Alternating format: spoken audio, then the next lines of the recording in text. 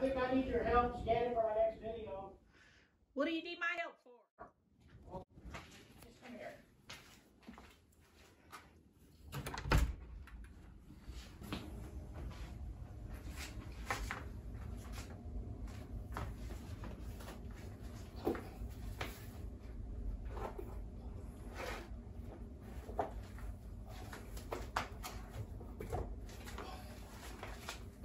That's not gonna work.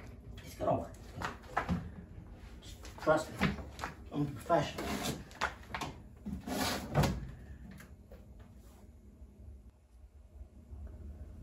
Yeah, I don't think it's gonna work.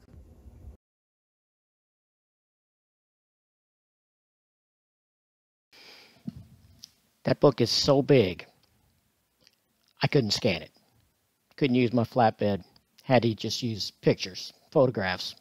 So, yeah, they're not quite as crisp and beautiful as my scans would be, but got to do what you got to do. So how big is this book?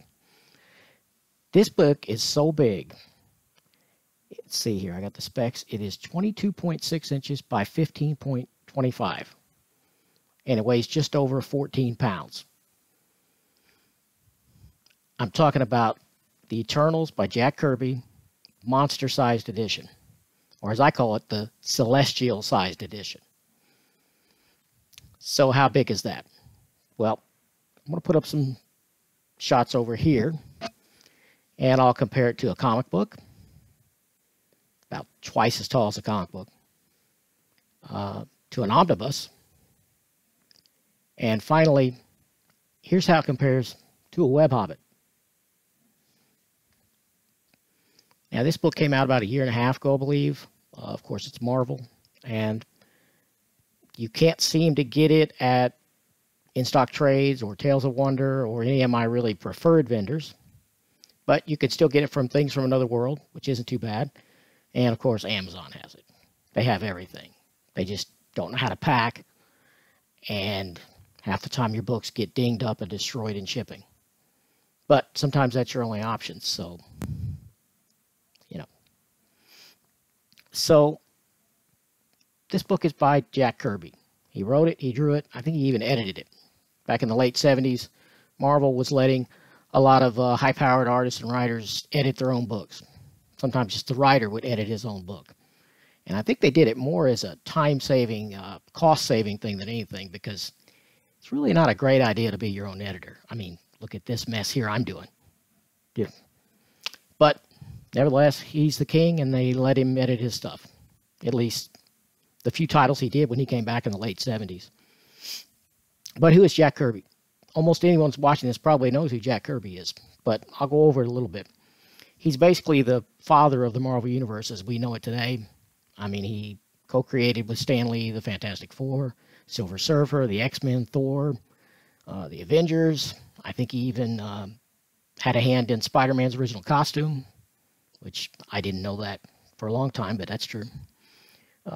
When he came back in the late 70s, Marvel, he had left for quite a few years, and he came back and he did a handful of books. He did Devil Dinosaur, which we're still using that character today for a lot of things. That was it didn't last long. None of the stuff he did in the late 70s lasted long as far as issue count. He did a really fun but short run on Captain America that I thought was great. It's not everybody's cup of tea, but I liked it a lot. Had all of them at one time. Now I have it in an omnibus. But the thing he did in the late 70s at Marvel, it probably had the greatest impact on the future of Marvel Comics, and now the films even, is Eternals. And the Eternals ran 19 issues and one annual by him. And later writers and artists used it for various things, and they've had a few miniseries here and there. There's probably something going on now, I don't know, because to take advantage of the movie hype and everything. But the odd thing was when he did the Eternals, he pretty much decided the origins of the entire Marvel Universe.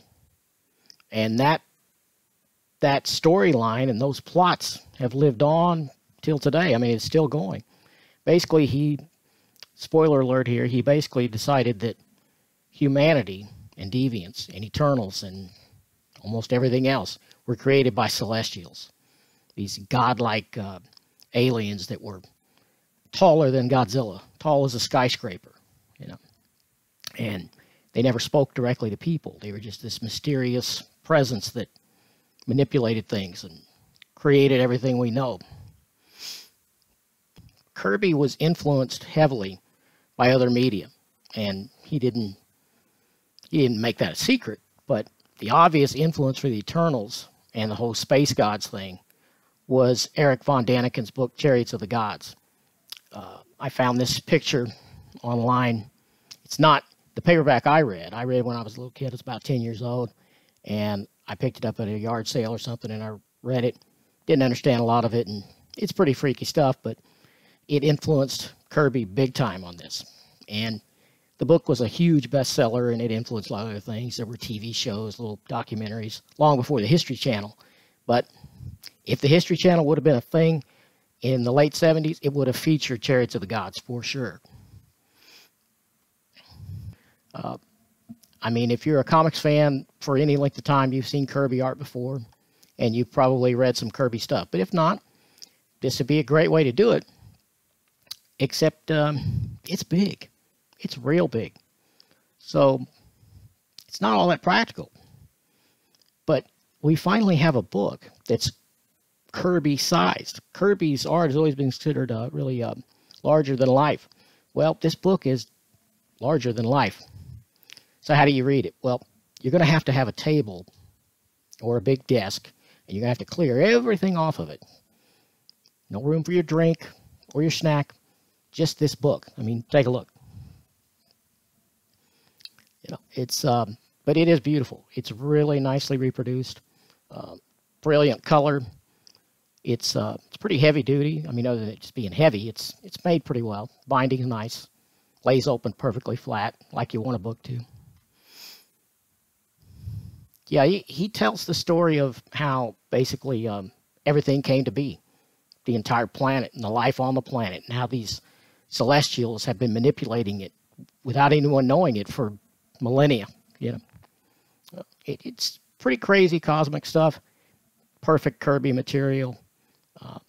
If you want to read Eternals, I think you should start with Jack Kirby's Eternals, because that's the source. Well, I mean, you should start with the source material, in my opinion. And this book, you know, you don't have to get this crazy celestial-sized edition. It's still available in trade paperback format and all kinds of other formats, I'm sure. Probably even electronically, I imagine, digitally. So check it out. And if you love Kirby as much as I do, you're going to want this. Not very practical, and you better have a big shelf to put it on. Fortunately, I do. I don't have room for too many of these. I have the Steve Ditko. Ditko is Strange. I have that in this size, and that's the only two I have in this format so far. I may get a few more, but not many, because I just can't. They're just not practical. They're even too impractical for me, and I'm all about not being practical. So you know, I love it. I love Kirby, but I pretty much love everything about Kirby. So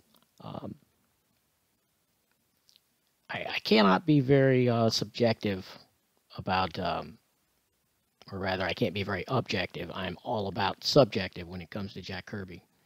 So this book, for me, it's a 10. It's 10 stars. I don't have a problem with anything about it other than just the crazy impractical size. So that's all I can tell you. There's nothing that bothers me about it. Well, except one thing. And this is a crazy, stupid mistake that got by everybody involved with this thing except Kirby, because he didn't do this. Take a look at the back cover. And you probably can't see it real well here, but let me show you it zoomed in. Right there in that little box, it says, the complete Jack Kirby Eternals collection, 1 through 11, plus Annual 1. Well, the problem is, there were 19 issues of the Eternals, plus the Annual, for a total of 20. All 19 are in this volume. Why does it say 11? Is this copy and pasted from some old trade paperback collection? I don't know. $125 list price. And somebody missed this.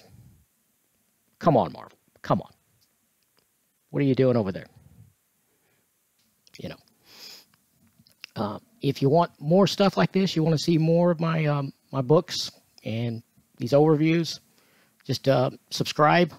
You know, I'm not going to hammer that because I hate when YouTubers hammer that. So if you want to see more, go ahead and do that. If not, well, sorry I didn't grab you, but trying to. Next Monday, I'm going to be back with Ed Brubaker's Kill or Be Killed. So see you next time.